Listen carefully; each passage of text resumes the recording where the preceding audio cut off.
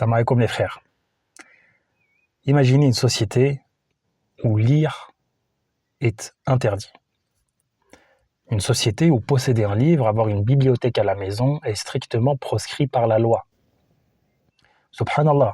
Alors que Allah dans le Coran, le premier mot qui révèle c'est Iqra, lis, c'est-à-dire apprends, renseigne-toi, instruis-toi, chemine, va vers le savoir et la connaissance. Voilà qu'on a une société où apprendre, se cultiver, avoir un livre sur soi ou à la maison est complètement interdit. Cette société, c'est Ray Bradbury qui l'a imaginé dans son roman Fahrenheit 451. Aujourd'hui, dans cette vidéo, je vais vous parler de ce roman, je vais vous raconter assez rapidement l'histoire de ce roman, et puis je vais vous parler de quelques points qui ont retenu mon attention, et puis des différents éléments qu'on peut retenir de ce roman par rapport à nous aujourd'hui, notre contexte actuel. Alors, cette société que l'auteur imagine, comme je vous ai dit, voilà, c'est une société assez liberticide, totalitaire, au sein de laquelle les habitants ont interdiction de posséder un livre. C'est strictement interdit. Les habitants ont aussi une façon de vivre particulière.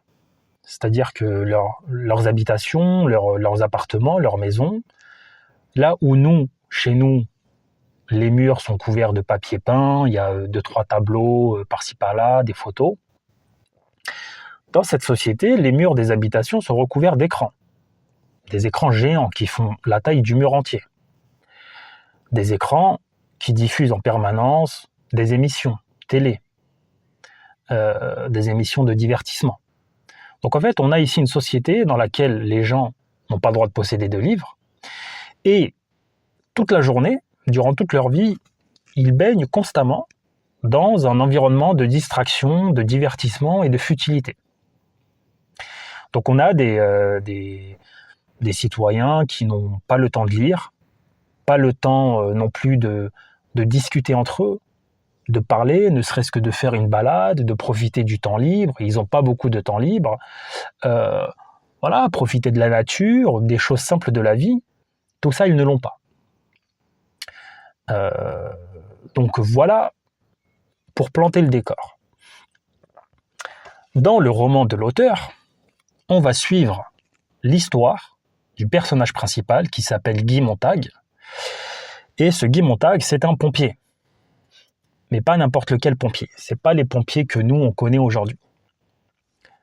Dans cette société que l'auteur imagine, les pompiers n'ont pas pour mission d'éteindre le feu. Leur mission, au contraire, c'est de propager le feu. Pourquoi ça? Parce que les pompiers de cette époque-là, lorsqu'on les appelle, c'est pas pour leur dire au secours, il y a le feu. Non, c'est pour leur dire il y a un livre ici. Dans cet appartement, il y a un livre. Dans cette maison, il y a une bibliothèque. Tel individu a des livres sur lui. On les appelle pour ça. Donc eux, ils viennent. Voilà, leur but, c'est de traquer le moindre livre. Dès qu'ils viennent sur place, ils prennent un lance-flamme et ils crament tout. Ils crament les livres. Et le papier brûle à la température de Fahrenheit 451, d'où le titre du roman. Donc, revenons à notre personnage principal. Ce Guy Montag, c'est un pompier.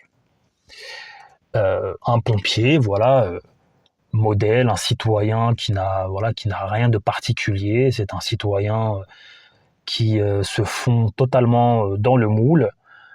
Voilà, il fait ses journées de boulot normalement, sans trop se poser de questions, comme tous les citoyens de cette société.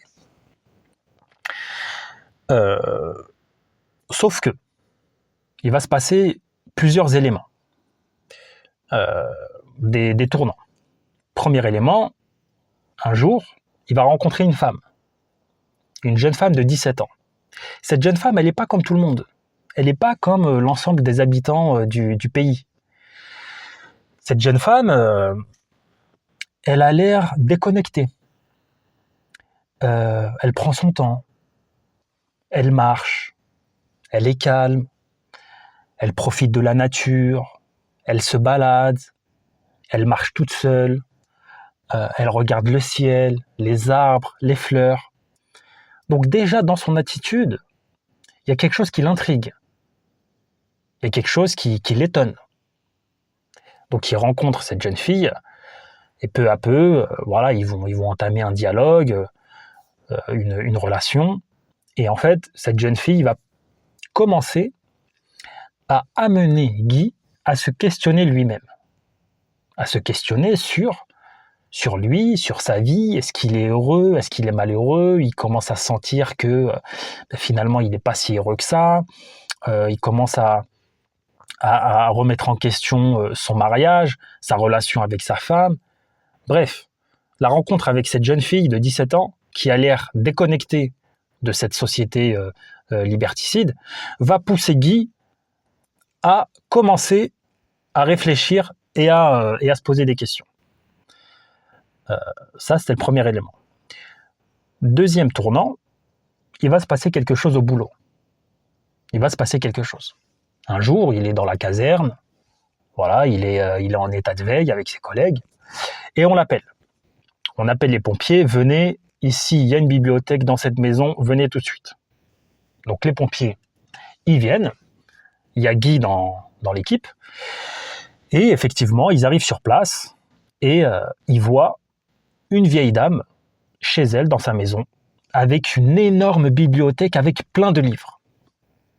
Donc les pompiers, on les a appelés pour ça, ils doivent brûler tous ces livres. Sauf que ça ne se passe pas comme prévu. Cette vieille dame va s'opposer aux pompiers, elle va résister, elle va adopter un acte de résistance, et elle va refuser cette tyrannie, elle va refuser cette injustice, elle va refuser tout simplement cette dictature. Elle va dire non, il en est hors de question, je refuse, je me dresse, je me lève, je m'oppose à vous, j'entre en résistance contre l'ordre établi. Et ça, ce deuxième événement, ça va profondément bouleverser notre pompier, notre acteur principal. Et ça va cogiter encore plus dans sa tête. Ça va le faire encore plus réfléchir. Voilà que pour la première fois de sa vie, il voit une personne dire non. Il voit une personne résister et remettre complètement en cause la société, les règles de société dans lesquelles il vit. Lui qui commence, depuis la rencontre avec cette jeune fille, à réfléchir et à peu remettre les choses en question, se demander si c'est normal de vivre dans cette société, dans ces conditions, est-ce que c'est normal qu'on nous interdise de lire, etc. Donc ça, c'était le deuxième tournant. Et donc cette scène à laquelle il va assister, et peu à peu, ça va lui donner des idées. Sa réflexion continue, et un jour, boum, on l'appelle sur une autre intervention, et là, sur cette intervention-là, lui aussi, il va entrer en résistance. Il va faire un geste, un acte, que je ne vous dis pas là, je vous laisserai le découvrir quand vous lirez le roman, mais lui aussi, il va transgresser. Il va faire quelque chose qu'il ne doit pas faire, il va contrevenir à une règle, et il va entrer en résistance. Et donc, voilà, à travers ce roman, on va suivre comme ça peu à peu les aventures de ce pompier, de ce Guy Montag, et on va voir une véritable métamorphose, une évolution entre le début et la fin de l'histoire. Et voilà, peu à peu, on va suivre les aventures et le cheminement, l'émancipation, le chemin vers la liberté et la vérité de ce pompier, de ce Guy Montag. Et donc, il va croiser d'autres personnes, notamment un vieillard, qui va avoir un rôle de guide, de mentor, un rôle d'éclaireur. Et voilà, on va suivre ces aventures. Donc franchement, je vous recommande la lecture de ce roman. Il est assez court, voilà, il fait 230 pages. Ça se lit rapidement, ça se lit facilement aussi. C'est pas une histoire dans laquelle on se perd avec plein de personnages, plein de plein de lieux. Enfin, il y a des romans des fois comme ça où t'accroches pas du tout, t'es perdu, tu suis pas le truc. Là, franchement, ça se suit très facilement, c'est court et c'est voilà, c'est assez facile d'accès. Donc voilà pour l'histoire.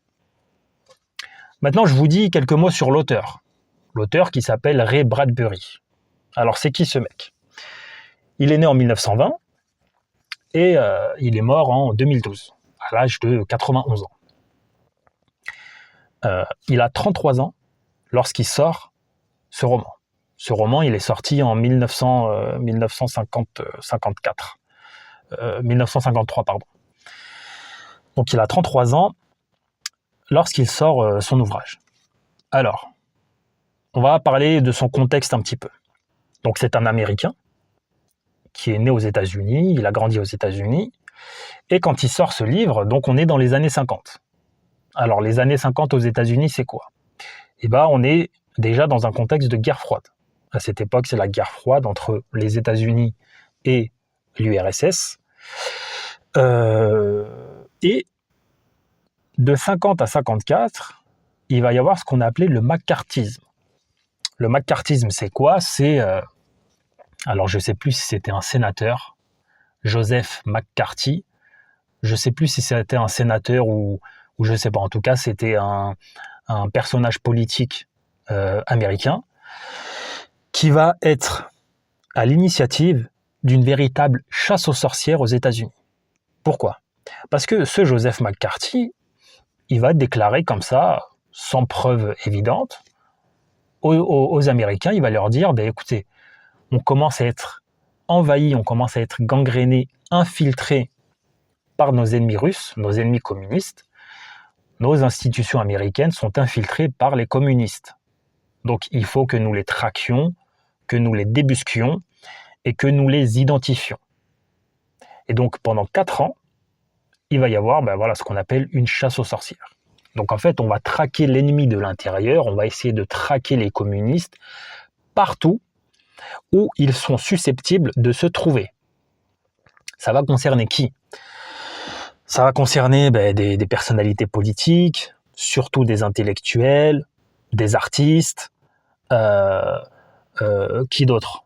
Des écrivains, voilà, un certain nombre de personnes dans plusieurs catégories de la société. Donc ça va donner lieu à quoi? Ça va donner lieu à de la délation, à des accusations, à de l'excommunication, de la stigmatisation. Vraiment une ambiance assez lourde, une ambiance dans le pays pesante. Tu sais pas si tu peux avoir confiance en ton voisin, aux facteurs, etc. Ça donne lieu à des arrestations aussi également, à des interrogatoires. Donc vraiment, une mauvaise ambiance. Une très mauvaise ambiance, c'est ce qu'on appelle le macartisme.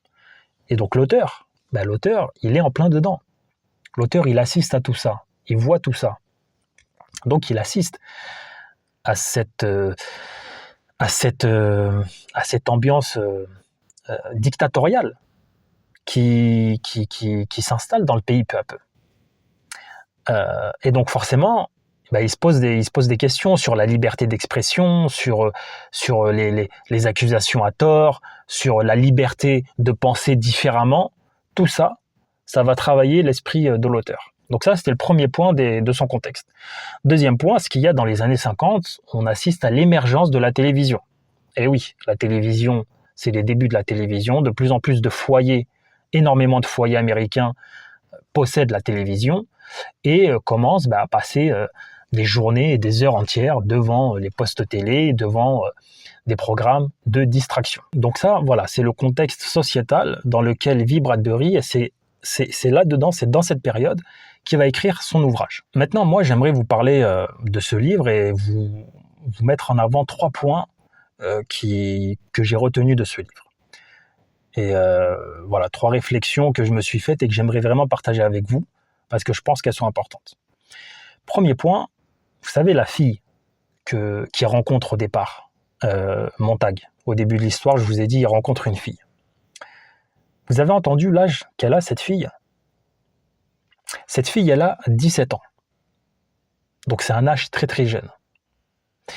Qu'est-ce qu'on peut retenir de ça? Ce qu'on peut retenir, c'est que à 17 ans, on n'est pas nécessairement obligé d'être stupide, d'être idiot et d'être inculte.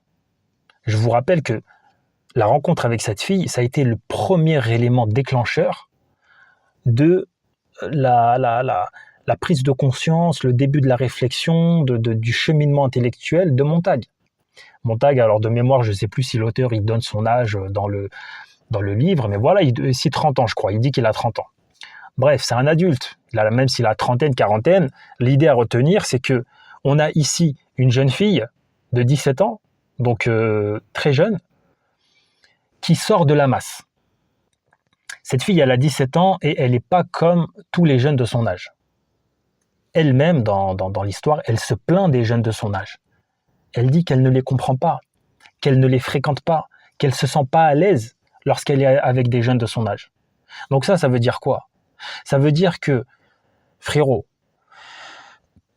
si tu es jeune, si tu es âgé entre 13, 14, 15 ans et 20 ans, et la force de caractère de ne pas faire partie du groupe, de ne pas faire partie de la masse, en fait, de ne pas être un mouton, tout simplement.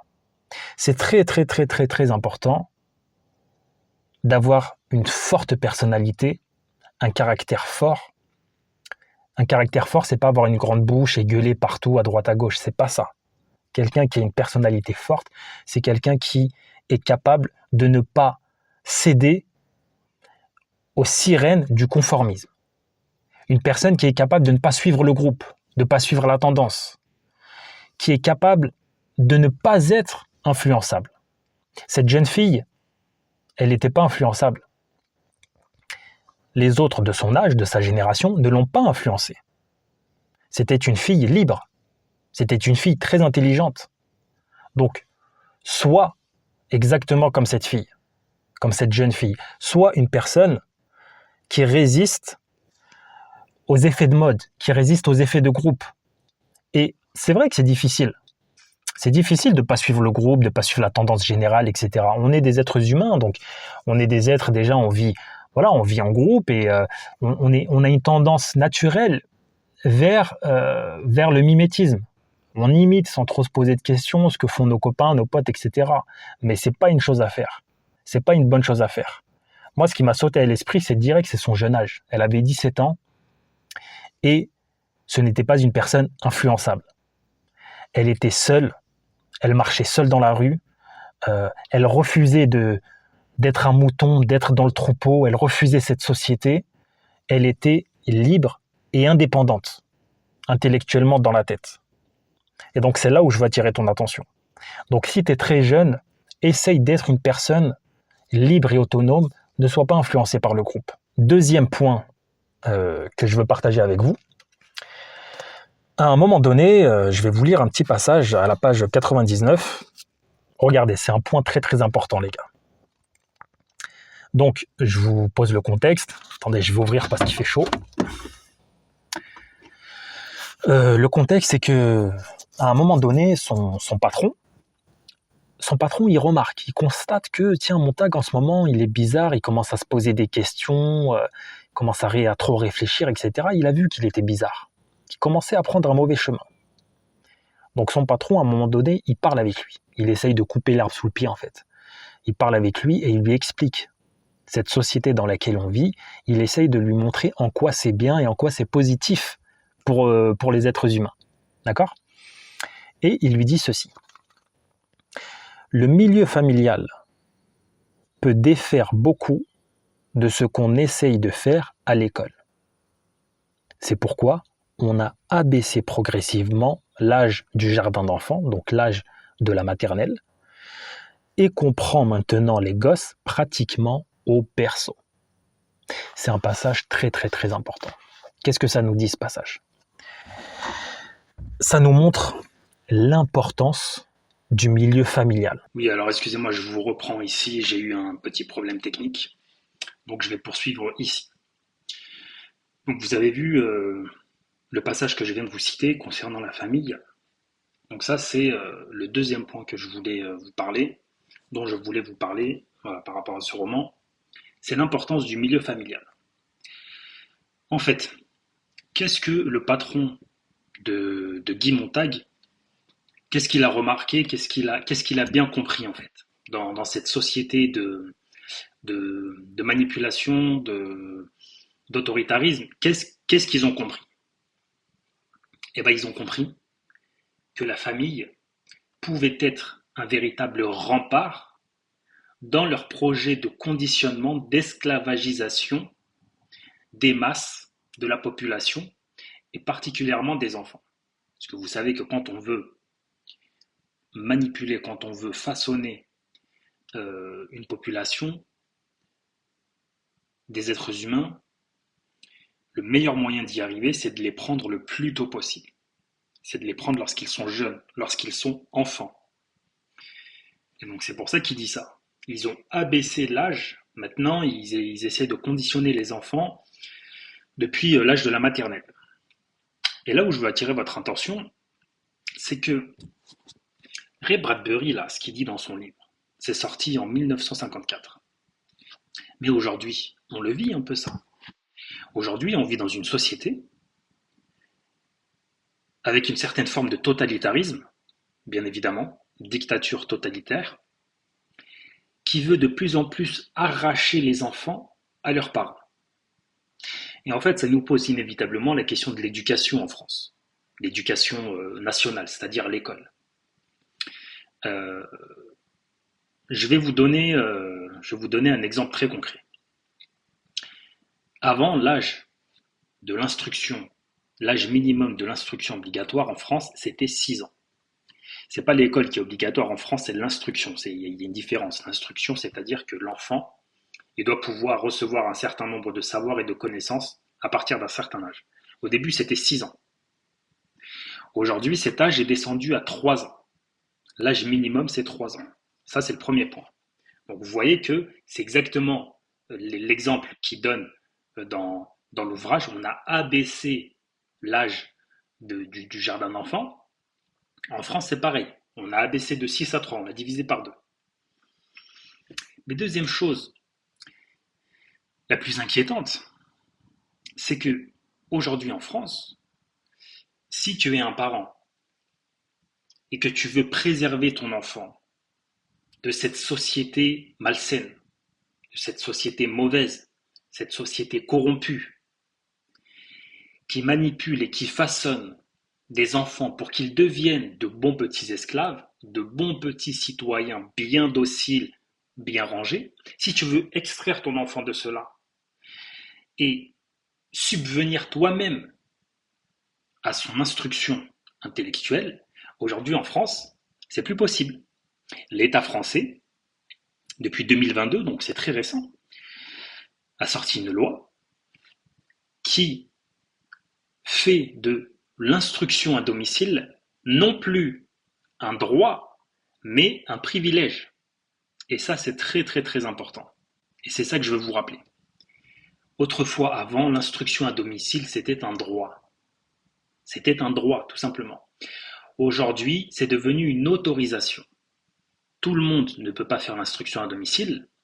Et quand l'État t'autorise, donc vous voyez le lien de paternalisme, le lien de maître-esclave qu'il y a, cette relation d'autorité écrasante, absolument insupportable de l'État français sur ses citoyens, on la retrouve même dans l'éducation des enfants, dans l'instruction des enfants. C'est-à-dire qu'aujourd'hui, l'État autorise certaines familles, pas toutes, à faire de l'instruction à domicile. Et quand cette autorisation est octroyée, il y a toute une série de contrôles qui rendent la chose vraiment d'autant plus complexe. Et donc cette autorisation, elle est donnée sur certaines conditions. Par exemple, si la famille, si ce sont des gens qui sont amenés à se déplacer très souvent, très régulièrement, si l'enfant a une maladie, par exemple, une maladie quelconque, si l'enfant a des problèmes de phobie scolaire, s'il est agressé, il est harcelé à l'école, si il est dans une situation d'échec scolaire, ce genre de choses, là oui, on va octroyer une autorisation. Mais si tu es un parent avec des convictions, qu'elles soient religieuses, politiques, philosophiques, d'accord? et que tu veux toi-même subvenir, tu veux toi-même instruire ton enfant, aujourd'hui en France, ce n'est plus possible. Et ça date de 2022. Mais pourquoi? Pourquoi est-ce qu'ils ont fait passer cette loi-là? Parce que c'est exactement ce qu'il nous dit dans ce livre. Un État totalitaire, une dictature, a pour objectif, entre autres, de conditionner les masses, de faire des masses des citoyens écervelés, des citoyens euh, abétis, je ne sais pas si ça se dit, mais des citoyens totalement décérébrés, idiots, incultes, de sorte à ce que ces gens-là ne peuvent plus réfléchir par eux-mêmes, ne peuvent plus développer une pensée, argumenter une position sur un avis, sur une question quelconque, de sorte à ce que ces gens-là soient tout à fait manipulables et qu'on puisse en faire ce qu'on veut. D'accord? Et qu'ils puissent être, comme je le disais, des gens dociles, des gens qu'on peut manier comme bon nous semble, et des gens qui ne vont pas poser de problème. Parce que des gens instruits, des citoyens instruits, éduqués, ce sont des gens qui questionnent. Et si tu questionnes, tu risques de comprendre. Et si tu comprends, bah, tu risques de te révolter. Donc vous voyez, c'est exactement ce qu'on vit. Et pour revenir à la famille, euh, une des choses très très importantes à garder à l'esprit, c'est que quel que soit le régime totalitaire dans lequel nous vivons, et quelle que soit la forme qu'il prend, la famille représente toujours un, un, comment dire, un vecteur essentiel, un vecteur essentiel dans la préservation en fait de l'enfant. D'accord? C'est-à-dire que tu peux vivre dans la société la plus pourrie qui soit. Si la famille est bien, la famille peut être une barrière, une protection contre les nuisances du pays dans lequel tu vis, de la société complètement corrompue et débauchée dans laquelle tu vis. Et en fait, c'est ça l'enjeu pour nous aujourd'hui.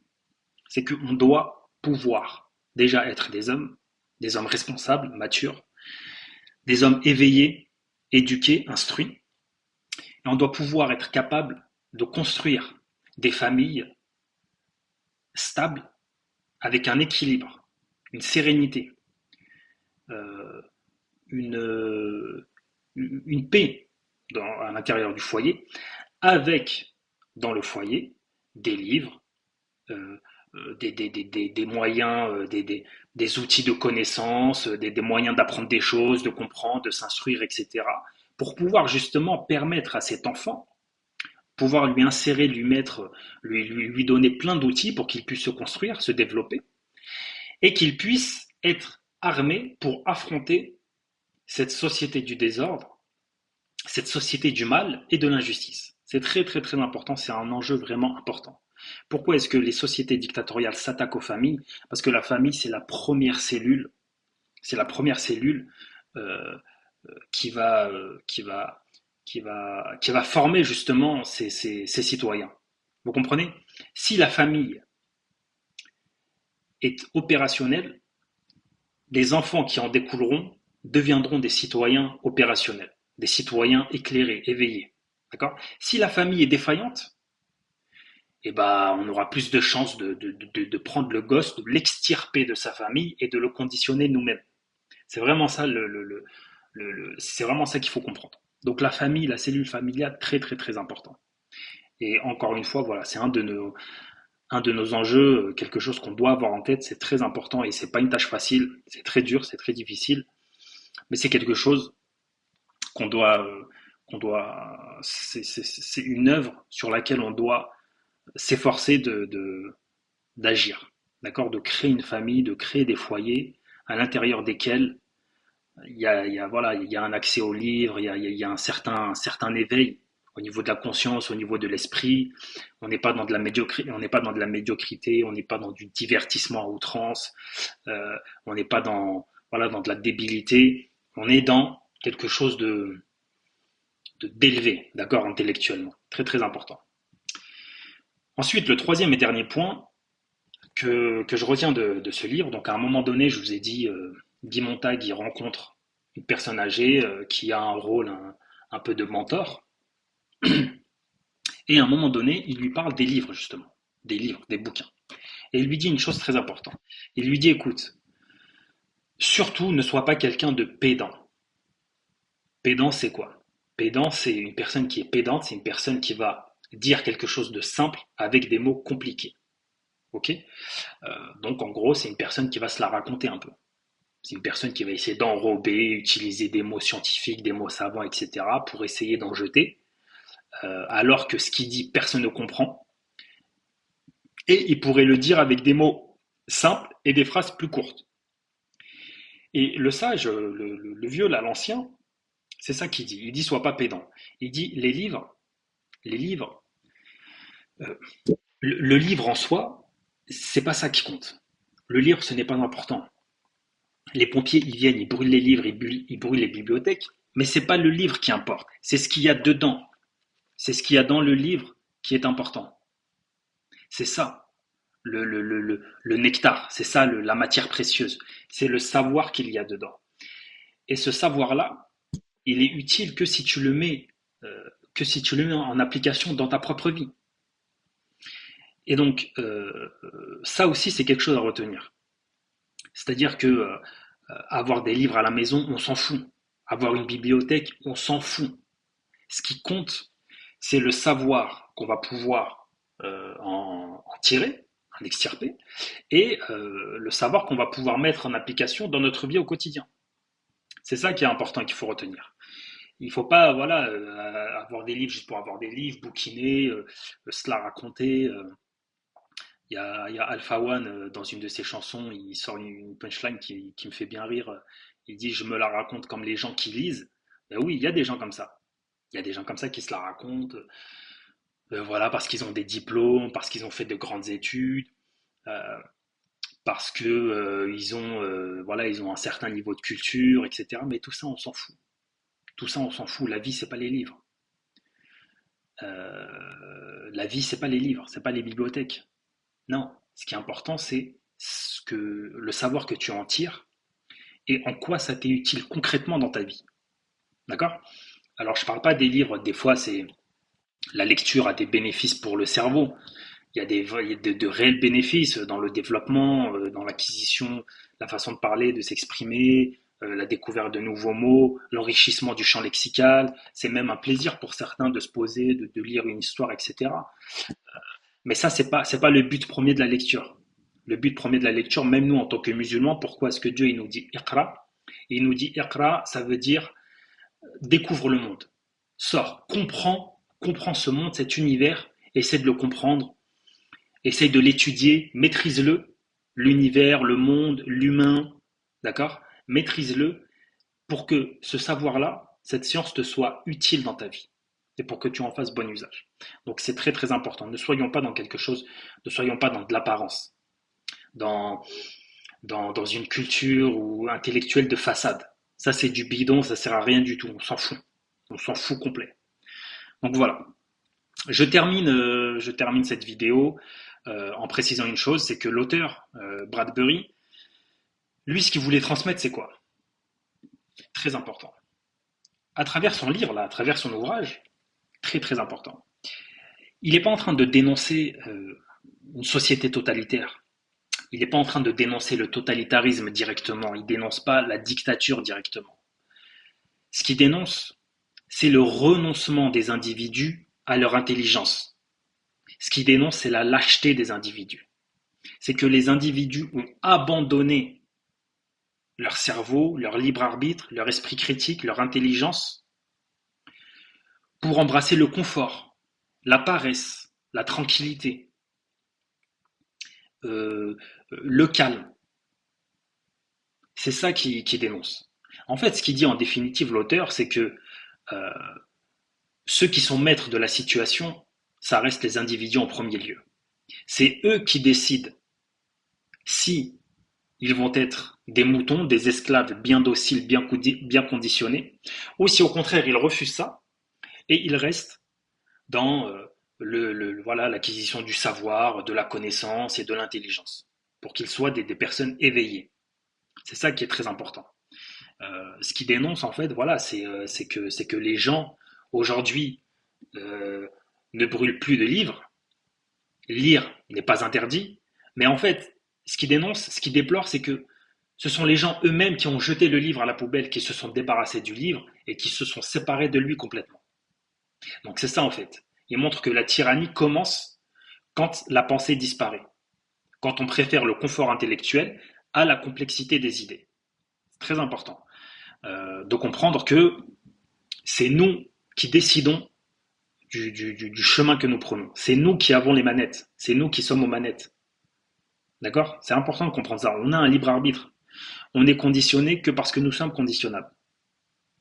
Et ça nous renvoie au verset du Coran où Allah il nous dit, un verset très connu, où Allah il nous dit Inna Allah la yughayyiru ma biqawmin hatta yughayyiru ma bi anfusihim. Dieu ne change pas l'état d'un peuple tant que celui-là ne change pas lui-même. Ça nous renvoie à nos responsabilités à tous, nos responsabilités individuelles. D'accord? Donc c'est ça vraiment la pensée. S'il y a, s'il y a une seule idée à retenir de son roman, c'est celle-là. C'est que euh, dans une société totalitaire, une société liberticide, les êtres humains ont toujours le choix de se soumettre ou de résister, d'accord? Et de rester accrochés aux valeurs nobles, à la morale, au bon sens et à l'humanisme, d'accord? Et ça nous renvoie à ce que je vous disais au début, c'est que cet auteur, voilà, il fait de la science-fiction, mais il n'est pas axé sur la robotique, euh, les, euh, les robots, les nouvelles machines, l'intelligence artificielle, etc. Lui, il est axé sur l'humain, sur l'humain. Voilà les amis, je vous mets le lien en commentaire, enfin dans la description pour que vous puissiez vous procurer. Je vous le recommande, hein. Franchement, je vous recommande de lire ce livre. Dites-moi ce que vous en pensez en commentaire. Et puis voilà, n'hésitez pas à vous abonner à la chaîne, liker la vidéo. Et je vous dis à bientôt, Inch'Allah, pour une prochaine vidéo. Salam alaikum.